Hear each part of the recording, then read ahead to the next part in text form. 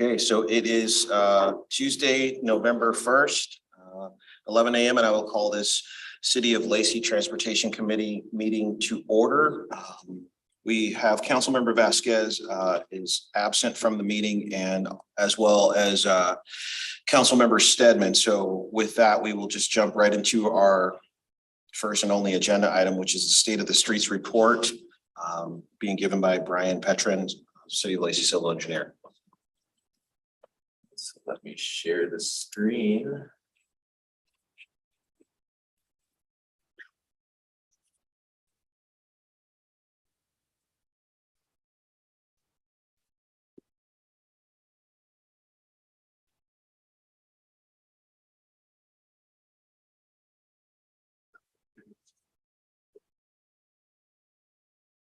All right, so this is an atypical State of the Streets report. This is more of a briefing to the council on what the city's processes will be changed to. As you can see, we're going to switch our process to a biennial report starting this year. So you will not see a State of the Streets report on even years, but only odd years. We're not required by Washington Code to report our numbers annually. We used to have to, but they repealed that, I want to say about 10 years ago now. Growing network and weather limitations are causing our annual ratings to become increasingly difficult to complete. Obviously, I'm the sole engineer who works on the ratings, and when the summer starts a little later, or like this year where I had personal matters come up, obviously I couldn't attend to work items. So unfortunately, we couldn't get a State of the Streets report prepared for this year. And we're constantly looking for ways to make our processes more efficient. This is just a map describing our network and the vastness of it. A lot of people don't realize the amount of roads that are contained within our city limits. We have 1,149 sections of roadway, about 180 centerline miles, or 418 lane miles. That equates to about 1.13 square miles of pavement. And the graphic over there shows that if you were to make all of our roads a single lane and put them end to end, you could stretch from Lacey all the way past Boise, Idaho. So that's the vastness of our network now. How much time does it take to collect the ratings and produce the report? Typically, it takes 2 weeks of preliminary prep, 12 weeks of rating, which does not include weather delays, vacations, sick leave, other work requests, etc. Obviously, I can't work on solely roadway ratings some years where some things come up where I need to be pulled elsewhere. So obviously, the more important tasks need to be done. So I attended those, then I get back to rating. 2 weeks to finalize the rating data, and then approximately 6 weeks to produce the report. And in total, it's about 22 weeks or just over 5 months of time. What are the pros to doing State of the Streets report every other year?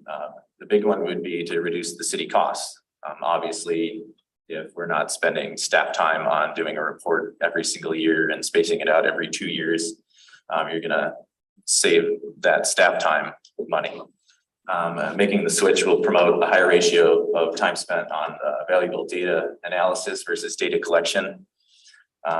When you're really crammed after collecting the data and you're focused on producing a report, sometimes the data analysis kind of lapses, and then you're focused on production rather than focusing on actually focusing on the quality of the data and then effective utilization of said data.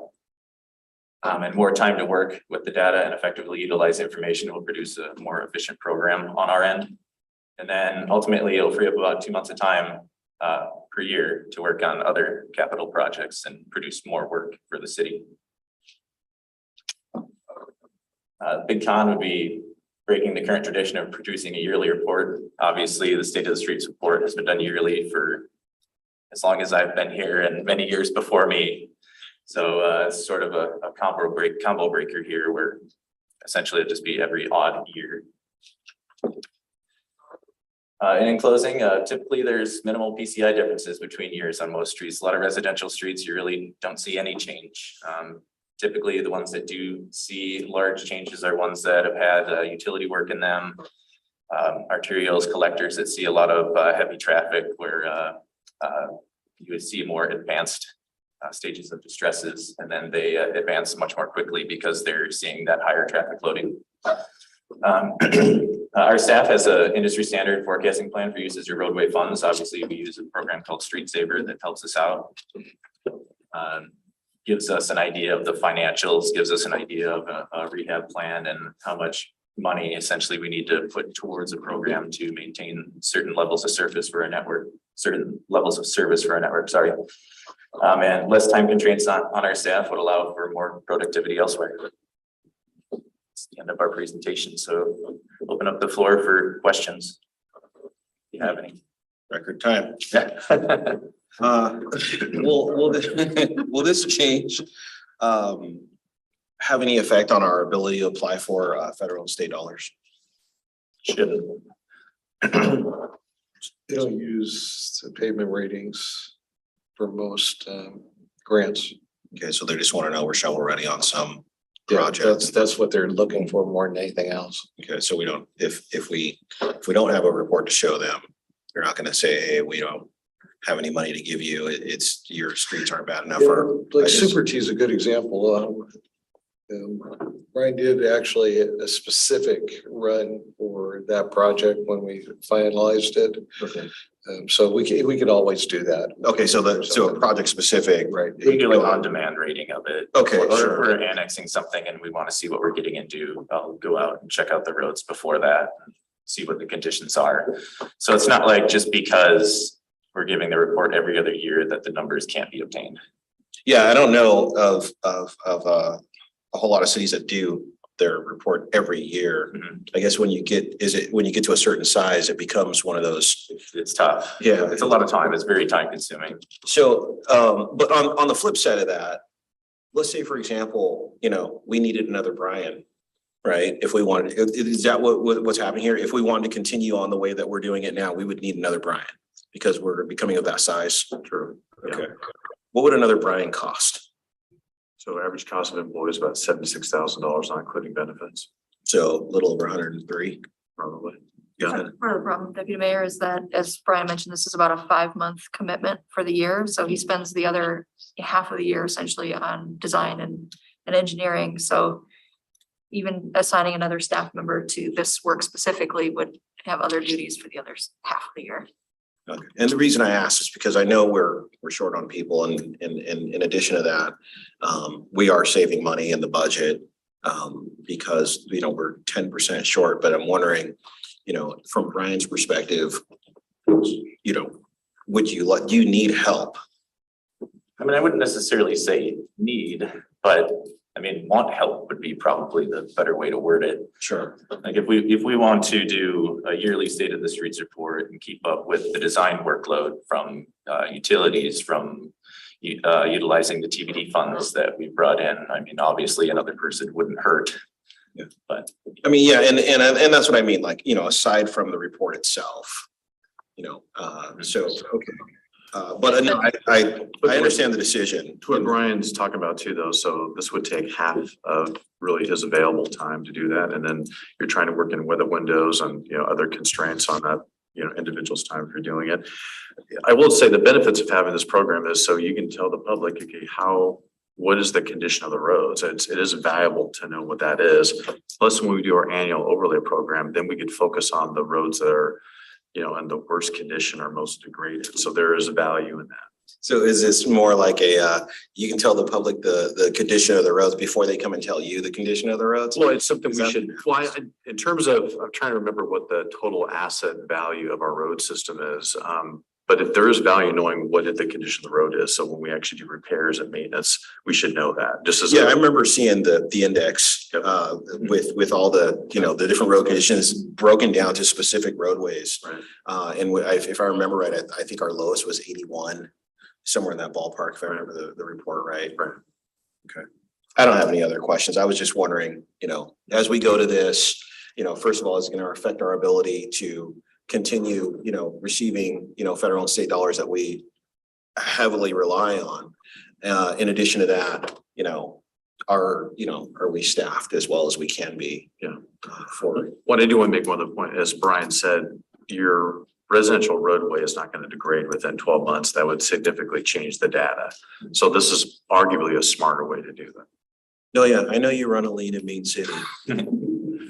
Yeah, so council member, I just want to mention that it's so it is not the standard. Most cities do not do annual ratings of all of their streets. So I think the change that we're making is more in line with how most agencies do. And so, for example, counties do have a requirement to rate their streets every other year. So kind of what we're following is more in line with the requirements of what counties have. So I believe we're kind of falling more in line with kind of what the standard really is.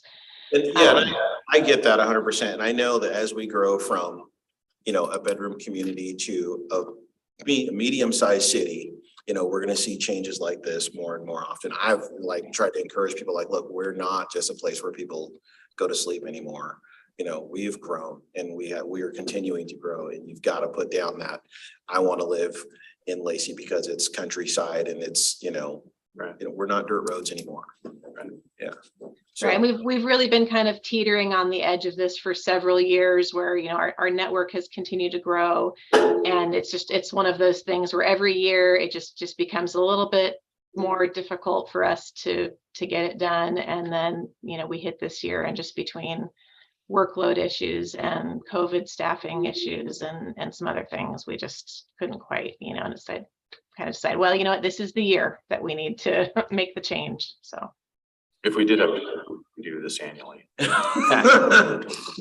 okay. He's Well, working at zero. Exactly. Have a rain event. PCI would change every day. Okay, so then is the ask here to bring this to full council? No, But- This is just more. Okay, we don't have to have a Right, vote no on this decision. for full council. Yeah, this is Fair enough. nothing official. This was more just a briefing, just to make you aware that there's not going to be a report this year, and that you'll see the full report in 2023.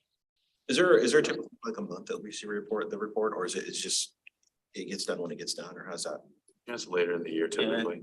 Typically like October to December, when it gets done kind of approach. Because of the visibility of the roads? you can Yeah, actually get more- staffing, weather, things that come up, so. Okay. I was asking Scott earlier, does everybody feel like we're ready for snow? I checked with Scott Devlin. He said yes. He said yes? Yeah, the brine is ready. We've all also ordered additional parts for the blades if they get worn out. So Okay, we are prepared for snow if Okay. it does occur. so he mixed up a fresh batch of brine. Yes, He's ready to go. yes, we are. Good enough. Okay, well, I'm not gonna keep you guys any longer. Thank you. And if nobody else has anything else to add,